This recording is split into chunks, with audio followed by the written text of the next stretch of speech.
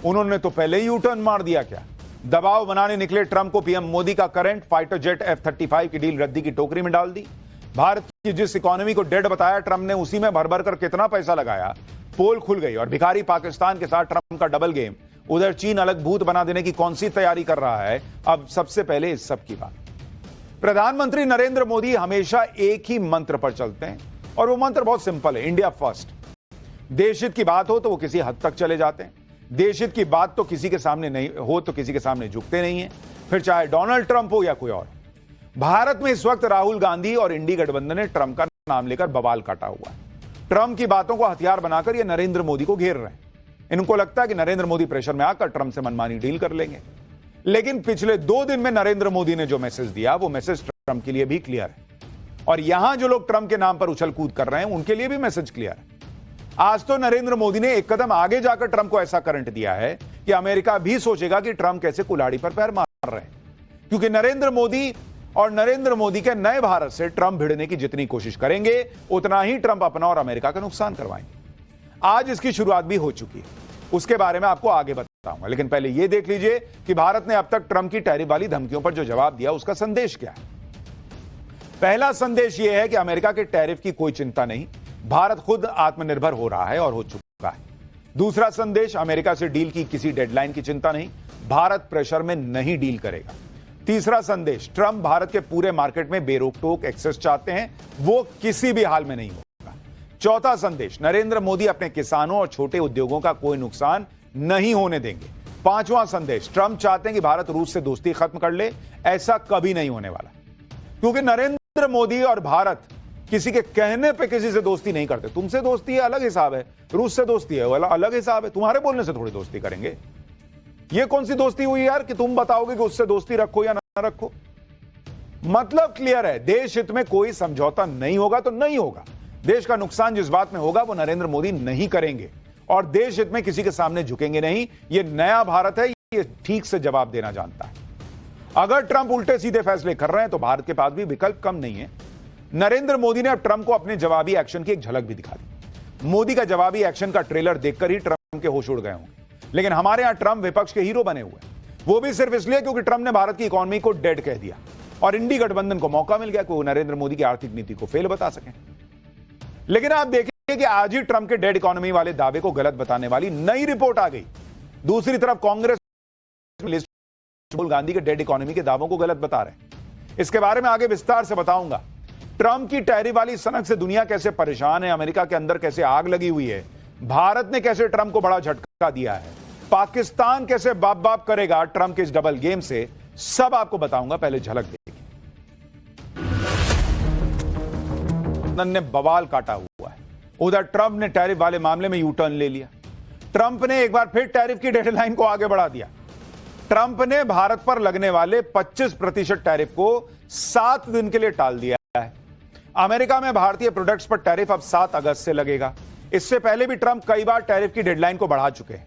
पहले उन्होंने 1 अप्रैल की डेडलाइन दी थी, फिर 9 जुलाई की डेडलाइन दी थी, फिर 1 अगस्त की डेडलाइन दी और अब कहा कि अभी यह फाइनल है, इससे आगे नहीं बढ़ेगा। लेकिन फिर से टैरिफ लगाने की डेडलाइन को 7 दिन आगे बढ़ा दिया। यानी राहुल गांधी जो खुशी से झूम रहे थे ट्रंप ने फिर यू टर्न मार दिया, गाड़ी घुमा दी। राहुल गांधी वहीं रेड लाइट पे खड़े रह गए मोड़ पे। अरे किधर भाई? ट्रंप ने मार दिया यू टर्न। बॉस ट्रंप जो है ना, वो इस तरह का काम करते हैं कि इससे शायद कुछ प्रेशर बन जाए और वो देख रहे प्रेशर नहीं बन रहा। तो उनको भी तो पता है कि अमेरिका का भी नुकसान होगा अगर हम ये काम करेंगे। तो उन्होंने 7 दिन और मामला आगे बढ़ाया कि 7 दिन में शायद कुछ होगा। ट्रंप के 25% टैरिफ लगाए जाने पर विपक्ष ने आसमान सिर पर उठा लिया। वो इसके लिए नरेंद्र मोदी को कोस रहे कि नरेंद्र मोदी ट्रंप को टैकल नहीं कर पाए ढंग से, ट्रंप से डील नहीं कर पाए। दोस्ती का क्या हुआ? तो दोस्ती का मतलब क्या था बॉस? कि नरेंद्र मोदी ट्रंप को कहते कि हेलो एक काम करो 5% लगा, तो वो ट्रंप 5% लगा देता। या ट्रंप कह देता कि हमको पूरा अपना भारत का मार्केट खुला एकदम छूट दे दो, तो मोदी कहते हैं हाँ ले लो यार, तुम दोस्त हो। दोस्ती अपनी जगह है, देशहित अपनी जगह है। नरेंद्र मोदी देशहित के लिए दोस्ती को साइड कर रहे हैं, इस पे उनकी तारीफ होनी चाहिए। तो ये लोग उनको कोस रहे हैं कि डील नहीं कर पाए। अरे डील किसी भी तरह से कर लें क्या? सच यह है कि ट्रंप ने सिर्फ भारत ही नहीं बल्कि दुनिया के करीब 70 देशों पर टैरिफ ठोक रखा है और इसमें वो देश भी शामिल है जिन्होंने ट्रंप से डील कर ली। जैसे ट्रंप ने उस पाकिस्तान पर भी टैरिफ लगा दिया है जो पाकिस्तान ट्रंप के लिए नोबेल पीस प्राइज की मांग कर रहा था। ट्रंप की टैरिफ लिस्ट देखें तो पाकिस्तान पर 19% का टैरिफ लगाया गया है। भाई उस हिसाब से तो पाकिस्तान भिखारी देश है, उस पर तो कोई टैक्स नहीं लगना चाहिए। ऊपर से मुनीर वहां एकदम जमीन पे गिर गया था कि हाँ इनको नोबेल प्राइज दो, तो ट्रंप ने उस पर 19% का टैरिफ क्यों लगाया? सिर्फ भारत से 6% कम। साउथ कोरिया पे 15% टैरिफ है, जापान पे 15%, यूके पे 10%, यूरोपीय यूनियन पर 15%, वियतनाम पर 20%, इंडोनेशिया पे 19%। ये वो देश हैं जो ट्रंप से ट्रेड डील करने का दावा कर रहे हैं, लेकिन ट्रंप ने उन्हें भी नहीं छोड़ा। इसके अलावा ऐसे देश भी हैं जिस पर ट्रंप 30% से ज्यादा टैरिफ लगा रहे हैं। इसमें स्विट्जरलैंड पर 39%, साउथ अफ्रीका पर 30%, सीरिया पर 41%, इराक पर 35%, सर्बिया पे 35%। यानी ऐसा नहीं है कि ट्रंप सिर्फ भारत से उलझे हुए हैं या भारत के खिलाफ टैरिफ वाली प्रेशर पॉलिटिक्स अपना रहे हैं, बल्कि ट्रंप लगभग हर देश के साथ यही कांड कर रहे हैं। पूरी दुनिया ट्रंप के इसी दोहरे व्यवहार से परेशान है, लेकिन हमारे देश में अलग कहानी चल रही है। इधर ट्रंप ने 25% टैरिफ लगाकर भारत को झटका देने की कोशिश की, उधर भारत ने भी ट्रंप को नया झटका दे दिया, क्योंकि नया भारत है। टिट फॉर टैट वाला हिसाब चल रहा है। ऐसी खबरें हैं कि भारत अमेरिका से F-35 स्टील फाइटर जेट अब नहीं खरीदेगा। भारत ने अमेरिका को बता दिया है कि उसी F-35 फाइटर जेट को खरीदने में उसकी कोई दिलचस्पी फिलहाल नहीं है।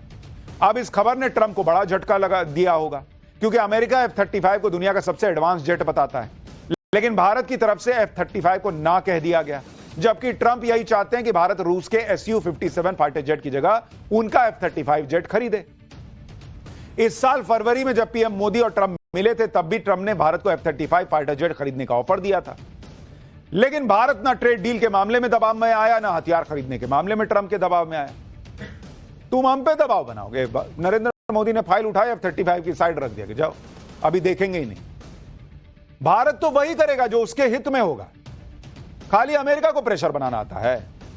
अमेरिका के F-35 को ठुकराने की खबरें ऐसे वक्त में आई हैं जब ट्रंप भारत पर टैरिफ लगा रहे हैं, जब ट्रंप भारत और रूस के बीच हथियार खरीद पर नाराजगी जता रहे हैं। उस वक्त इस खबर के आने का यही मैसेज है कि भारत भी अपने तरीके से ट्रंप को जवाब दे रहा है। भारत ने यह मैसेज दे दिया है कि प्रेशर पॉलिटिक्स खेलना सिर्फ ट्रंप को आता है, ऐसा नहीं है बॉस। हमने कोई कच्ची गोलियां नहीं खेली हैं भारत में। F-35 को ना कहने से ट्रंप को कैसे बड़ा झटका लगा, ये आपको बताऊं। उससे पहले यह देख लीजिए कि जिस फाइटर जेट की ताकत का डंका अमेरिका पीटता है, उसका हाल क्या हो रहा है। कल ही अमेरिकी नौसेना का एक F-35 steel fighter jet California में नेवल एयर स्टेशन लेमुरू के पास क्रैश हो गया। एक स्टील फाइटर जेट का क्रैश हो जाना बहुत बड़ी बात है। यह अमेरिका के लिए बड़ी फजीहत जैसा है। अभी तक यह स्पष्ट नहीं हो पाया है कि क्रैश की असल वजह क्या थी। अमेरिकी नौसेना ने जांच शुरू कर दी है। विमान में सवार पायलट ने समय रहते पैराशूट से बाहर निकलकर जान बचा ली। यह हादसा ऐसे वक्त में हुआ जब पहले से ही अमेरिका के F-35 की परफॉर्मेंस को लेकर सवाल उठते रहे हैं। इससे पहले इसी साल जनवरी में F-35 अमेरिका के अलास्का में क्रैश हो गया था। F-35 लड़ाकू विमान 5वीं पीढ़ी का विमान है, जिसे लॉकहीड मार्टिन कंपनी बनाती। जनवरी 2025 में आई एक रिपोर्ट के मुताबिक F-35 सीरीज के अब तक 11 से ज्यादा क्रैश हो चुके हैं। F-35 को दुनिया के सबसे महंगे फाइटर जेट में गिना जाता है। एक फाइटर जेट की कीमत करीब 700 से 800 करोड़ रुपए है। इससे पहले F-35 की परफॉर्मेंस पर तब सवाल उठाए गए थे जब ब्रिटिश रॉयल नेवी का F-35B फाइटर जेट तकनीकी वजह से केरल में लैंड किया था।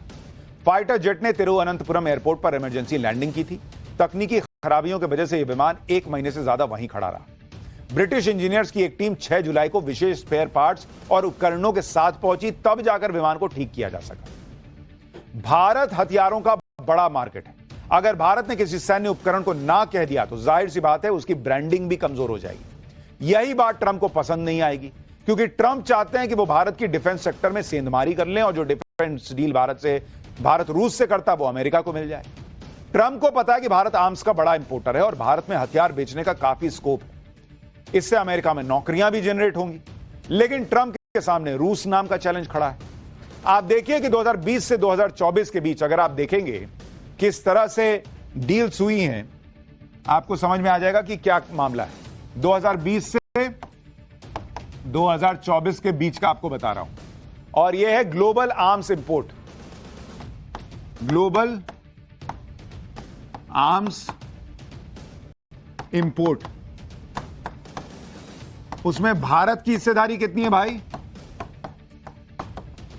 उसमें भारत की हिस्सेदारी जो है वो करीब करीब है 8.3%, 8.3%। और दुनिया में दूसरे नंबर पर है भारत। और भारत किस किस से हथियार खरीदता है भाई? भारत किससे के हथियार खरीदता है? रूस से 36% खरीदता है, फ्रांस से 28% और यूएस से 13%।